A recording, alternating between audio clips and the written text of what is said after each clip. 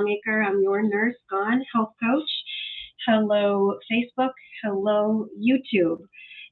Today's live chat is all about the gut microbiome in terms of what it is, what it looks like for your health when it's healthy, and what it looks like for your health, what can look like for your health when your gut microbiome is not healthy. Um, so if you follow my content long enough, you will hear a few times that I have a history of ulcerative colitis.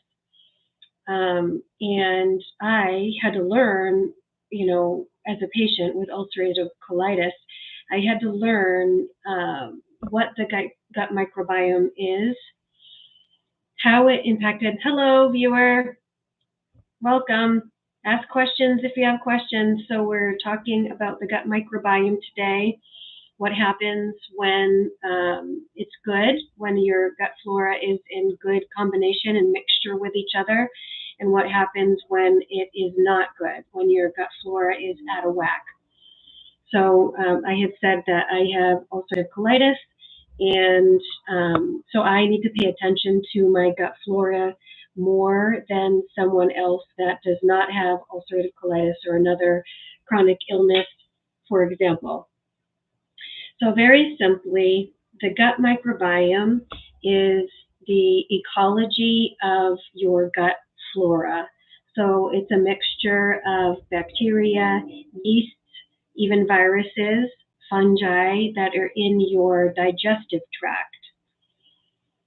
When your gut microbiome is healthy and in balance, which is to say there's lots of diversity in the different organisms in your gut, and the types of organisms that are thriving, the types of bacteria and fungi that are thriving in your gut is healthy, then you are healthy. So your gut is healthy. It's very interesting. So when I graduated nursing school in 2006, more interest was coming out with the gut microbiome and the gut flora. When I was diagnosed with ulcerative colitis and I was researching how to get better, that was one of the things that I researched, because one of the reasons they have a theory as to one of the reasons why ulcerative colitis and things like Crohn's disease can develop is the leaky gut syndrome, where the barrier between the outside world and your bloodstream is thinned through the digestive tract. So your digestive tract does not have a good barrier between the environmental insults, which are the things that you eat, and your bloodstream. And so, hello viewers, welcome. Feel free to comment, feel free to ask questions. So this is about the gut microbiome and why you need to care about it. So ulcerative colitis, what I learned is when you feed your gut happy bacteria, a large diversity of happy bacteria, then it tends to help build up the barrier of your gut wall. That tends to decrease inflammation in your body. So having a healthy gut flora mixture helps you reduce inflammation in your body. This is good for not only ulcerative colitis, it's also good for things like arthritis. And they're finding that it's benefiting even mental health. So the sources that I got this information from are the Journal of Holistic Nursing, the British medical publisher BMJ, and Harvard Medical School. So more and more research is being done on how important the diversity of your gut flora is in terms of your health and well-being. Good, happy, very diverse gut flora means less inflammation. So ultimately that means less swelling. If you're having inflammation in your belly, less your belly circumference is going to decrease because you'll have less swelling in your belly, or less joint pain, less swelling in your joints, and you'll ultimately have less anxiety and depression, which I find fascinating.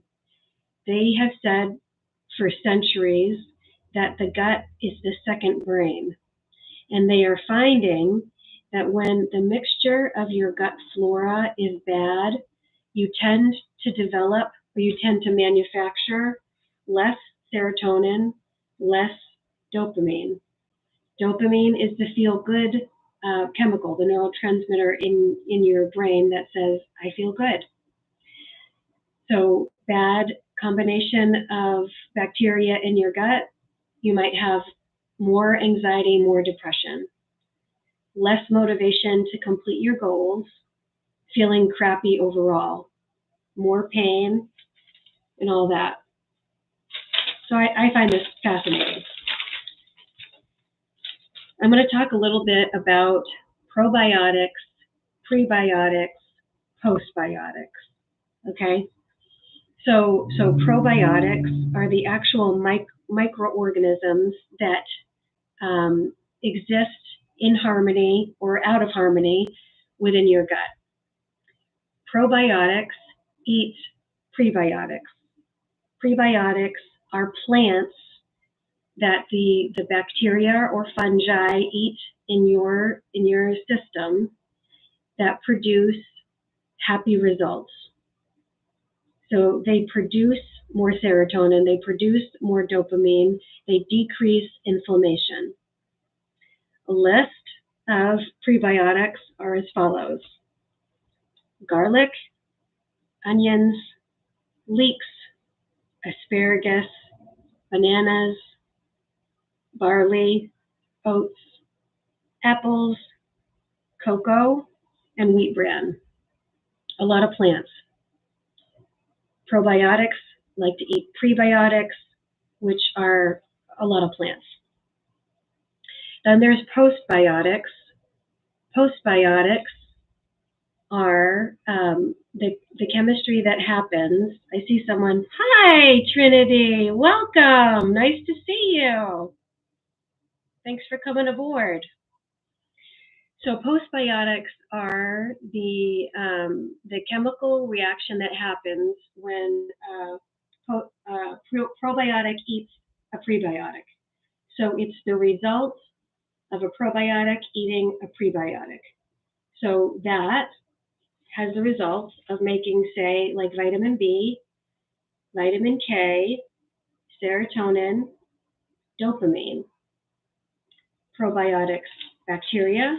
Prebiotics are the food that the bacteria eats.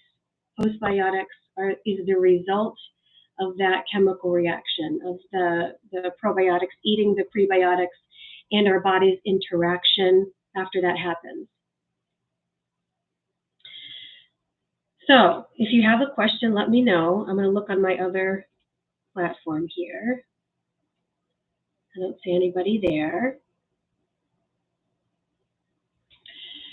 But very simply, the gut microbiome, keeping it in alignment, keeping it in balance, is going to help your overall health and well-being.